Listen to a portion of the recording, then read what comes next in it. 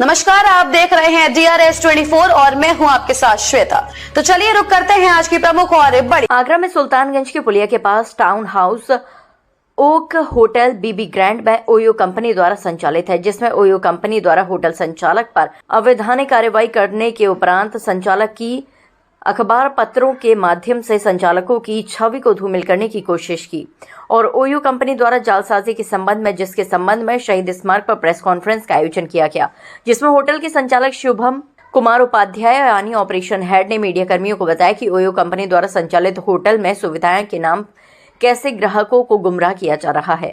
इकरारनामे करते समय OYO company की तरफ से अंकित अभिषेक यानी स्टेट हेड और अक्षय आश्रय तलवार के द्वारा किया गया, जिसमें तथ्यों को छुपा लिया गया, जिसकी शिकायत ओयो कंपनी के उच्च अधिकारियों को बार बार अवगत कराया गया, लेकिन फिर भी कोई कार्रवाई नहीं की गई। कंपनी की डिजिटल ऑडिटिंग और व्यक्तिगत ऑडिटिंग होने के बाद भी संचालकों के ऊपर पेनल्टी लगाई जा रही है। ओयो कंपनी अपने कमरों को फुल दिखाकर अपने बाजार में खयाती को फर्जी तरीके से बढ़ा चढ़ाकर दिखाकर ग्राहकों को गुमराह कर रही है। संचालकों ने प्रेस वार्ता कर ओयो कंपनी को 3 दिन का समय दिया है। अगर कोई कार्रवाई नहीं होती है तो संचालक वैध सबूतों के फिर मीडिया के माध्यम से कंपनी के खिलाफ जो सबूत हैं वो पेश करेंगे। हमारा जो है ओयो से कॉन्ट्रैक्ट हुआ था दिसंबर में 1 तारीख को। तो ओयो जो है पहले फ्रेंचाइजी मॉडल पे काम करता था, अब उसने जो है एक ऑपरेटर मॉडल पे काम करना शुरू करा है। और उसका अब फ्रेंचाइजी में क्या होता था, पहले कोई भी अपना होटल ओयो को देता था, वो 30% कमीशन लेते थे, बट उसमें क्या था, वो ढंग से बिजनेस नहीं कर पा रहे थे। वो तो सीज़न के टाइम में आप देखते थे उनके रेट्स बड़े कम होते थे, तो कोई भी जो है होटल संचालक अपना होटल बंद कर दिया कि भाई हमको आपसे नहीं चलाना है। अब इनको सेबी में भी जाना है, शेयर मार्केट में लिस्ट होना है, तो सेबी का भी ये है कि आप पे बिज़नेस तो ज़्यादा है नहीं, तो इन्होंने फिर ऑपरेटर मॉडल में आना इन्होंने शुरू किया। ऑपरेटर में क्या है कि ये खुद ही प्रॉपर्टी किराए पे लेते हैं। अब इनको प्रॉपर्टीज़ चलाने का तो एक्सपीरियंस तो है नहीं, तो ये फिर एक्सपीरियंस लोगों को हायर करते हैं कि प्रॉपर्टी को रन करें, जिससे बिज़नेस बढ़े हमारा। तो इन्होंने इस मॉडल पर काम करना शुरू करा। तो हमको इन्होंने दिसंबर में इन्होंने हमको अप्रोच किया कि आप हमारी प्रॉपर्टी ये होटल बीबी ग्रैंड है कमला नगर में, आप इसको चलाइए, और एक नॉर्मल एक फ़ीस रखी उन्होंने चलाने की। बाकी प्रॉपर्टी का किराया वही देंगे, लेकिन कोई भी चीज़ जब आप किराए पे लेते हो, किराए पे किसी को देते हैं, तो वो प्रॉपर्टी पूरी ठीक होनी चाहिए, कोई भी चीज़ छुपाई नहीं जानी चाहिए एज़ पर एग्रीमेंट में भी। तो उन्होंने हमसे बहुत सारे सीरियस फैक्ट छुपाए गए हमसे, और हमारे ऊपर एक लोड डाल दे कि आप इसको प्रॉपर्टी को चलाओ। उन्होंने बहुत एडवांस बुकिंग खुद ही एक्सेप्ट कर रखी थी। तो जैसे प्रॉपर्टी में बहुत सारे इश्यूज़ थे, कुछ बॉयलर इशू था, बहुत सारे इसमें लाखों खर्चे होने थे, तो कंपनी जो है साइलेंट हो गई। और आपको पता है कि ठंड के महीने में अगर होटल में गर्म पानी नहीं रहेगा तो फिर गेस्ट तो नाराज़ सबसे पहले होगा उसमें। तो उनके कॉन्ट्रैक्ट में एक चीज़ और लिखी है कि अगर गेस्ट अगर नाराज़ होता है, रेटिंग ख़राब करता है, तो उसकी पेनल्टी भी हम ऑपरेटर से लेंगे। तो हमारी गलती तो है नहीं कि अब जब आपने प्रॉपर्टी जो आपने किराए पे ली है, तो उनका एक वो होता है PSA होता है उनका, प्रॉपर्टी को चेक करना, ऑडिट करना। तो उन्होंने ऑडिट ही पहले ठीक से नहीं करा ना, उन्होंने कोई ऑडिट रिपोर्ट रखी है सामने हमारे।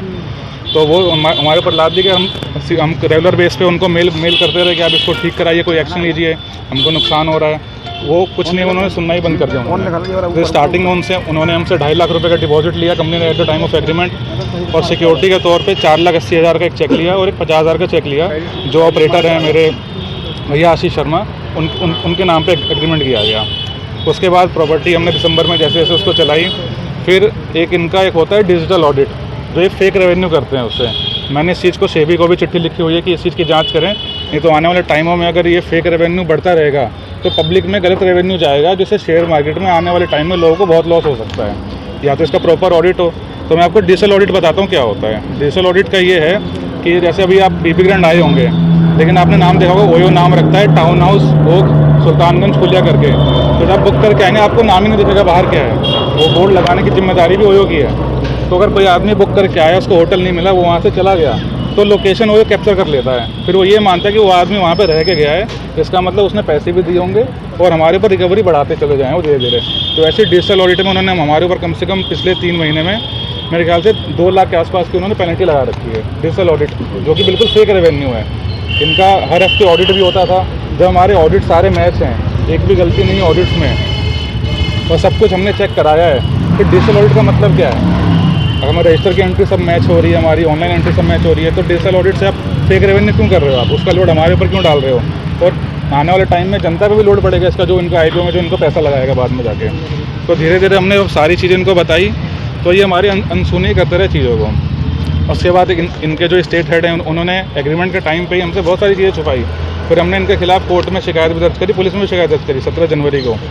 फिर 8 जनवरी को उन्होंने अपने एम्प्लॉय को ही भेजा कि आप जाके जो है इसको सुलझाओ, लेकिन वो सुलझाने के बजाय वो कहते हैं कि मैं एग्रीमेंट को ही नहीं मानता हूँ। एग्रीमेंट में तो 50 चीज़ें लिखी होती हैं, आप क्या सारी चीज़ों पे बात करके चलोगे?